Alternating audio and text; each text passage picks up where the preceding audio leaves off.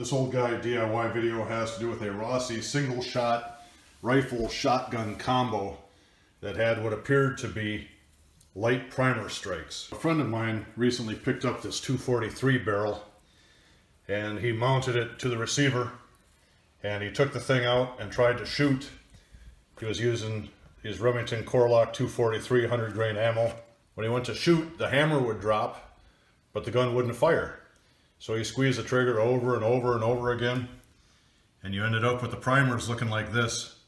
I think that one on the right was hit 3 or 4 times, the one on the left was hit 2 or 3 times, and the shells wouldn't go off. So he gave me a call, and I talked to another buddy of mine who also likes these little guns for whatever reason.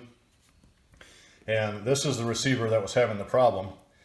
My other buddy brought his stock receiver over. We put this 243 barrel on the other receiver and it fires just great.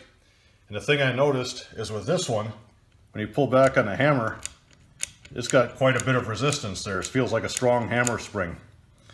And on this one, there's very little resistance. I suspect the underlying issue is the hammer spring needs to be replaced on this one. So now that we have this gun set up and it fires, I'm going to take these 2 shells that would not fire before, squeeze the trigger and see what happens. So this is the first shell that had been fired multiple times. The primer was hit, but nothing happened before. Nothing. Nothing. Nothing. Nothing. Here's the second shell with the multiple strikes. So ultimately, both shells ended up firing. That one on the right probably got hit 10 or 15 times.